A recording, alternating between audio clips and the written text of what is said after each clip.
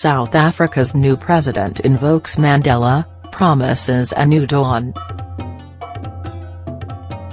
South Africa's newly installed President Cyril Ramaphosa delivered his maiden State of the Nation address on Friday, declaring a new dawn that will confront the injustices of the past and the inequalities of the present, before vowing to crack down on corruption. The 65-year-old was confirmed as the country's new leader on Thursday, just hours after his scandal-plagued predecessor Jacob Zuma finally resigned. Ramaphosa, head of the ruling African National Congress (ANC) party since December, went unopposed during a session of parliament. Ramaphosa's elevation has been welcomed by many South Africans eager for change in the country, which faced 9 years of economic stagnation under Zuma. During that time, Zuma faced a slew of corruption scandals that have drained support from the ANC, earning him the moniker of a Teflon president. Zuma denies all the corruption allegations against him. Delivering the key speech at the National Assembly in Cape Town, Ramaphosa invoked the memory of Nobel Peace Prize winner and former President Nelson Mandela while highlighting the deep divisions that still exist within the community, particularly along racial and gender lines. "We are continuing the long walk he began, to build a society in which all may be free, in which all may be equal before the law and in which all may share in the wealth of our land and have a better life," Ramaphosa said. "We are building a country where a person's prospects are determined by their own initiative and hard work, and not by the color of their skin, place of birth, gender, language or income of their parents." The annual State of the Nation address should have been delivered last week, but the flagship event was postponed to allow party officials to negotiate the political transition.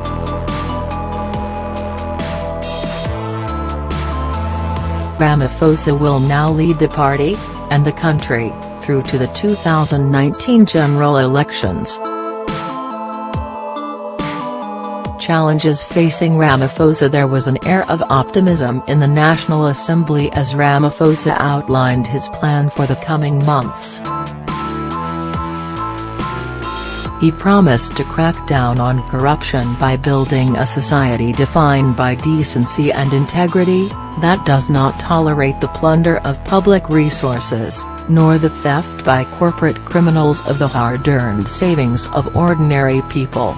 He specifically highlighted that there would be changes to the way state-owned company boards were appointed, so that only those with expertise, experience and integrity serve in such positions.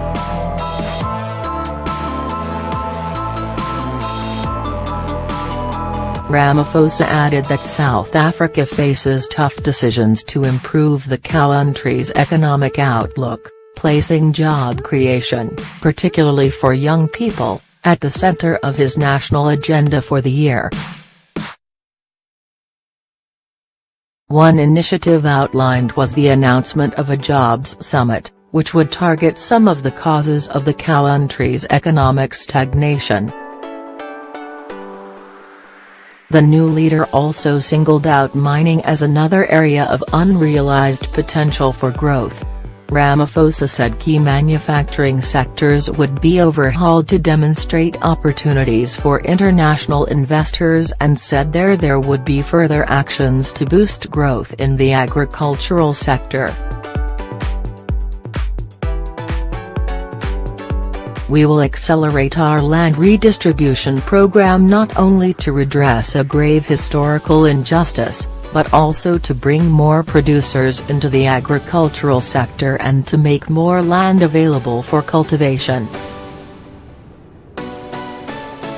This approach will include the expropriation of land without compensation," he added. "We are determined that expropriation without compensation should be implemented in a way that increases agricultural production, improves food security and ensure that land is returned to those from whom it was taken under colonialism and apartheid." Second chance to lead South Africa. Ramaphosa made his name as a trade union leader during the apartheid era and as the chief negotiator for Mandela, helping to shepherd South Africa out of white minority rule in the 1990s.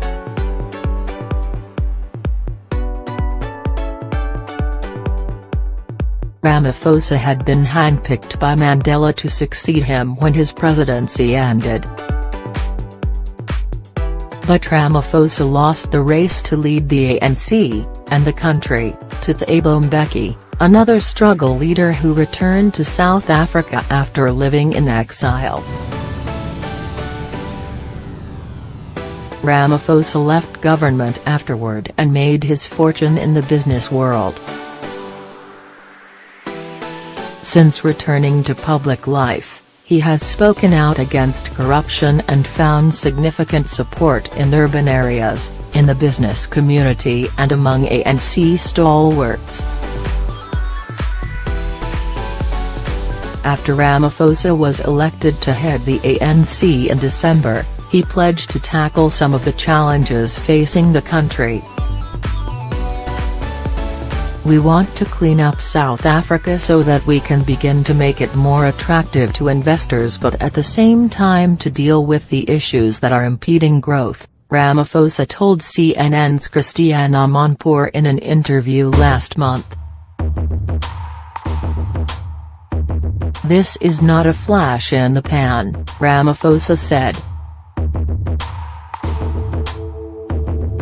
"We are going to make sure that we do not disappoint our people." Raid on home of Zuma associates in an apparent signal of the change the Ramaphosa presidency may bring. Police on Wednesday raided the Johannesburg property of the Guptas, wealthy allies of Zuma's who are accused of using their ties with him for financial gain.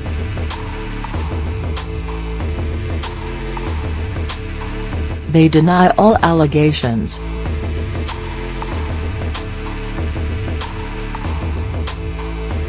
One of Zuma's associates had failed to turn himself in following the raids on his family's property Wednesday. Hangmani Malodzi, spokesman for the Hawks, South Africa's elite police force, told CNN that authorities were actively looking for Ajay Gupta and considered him a fugitive, asking that he surrender.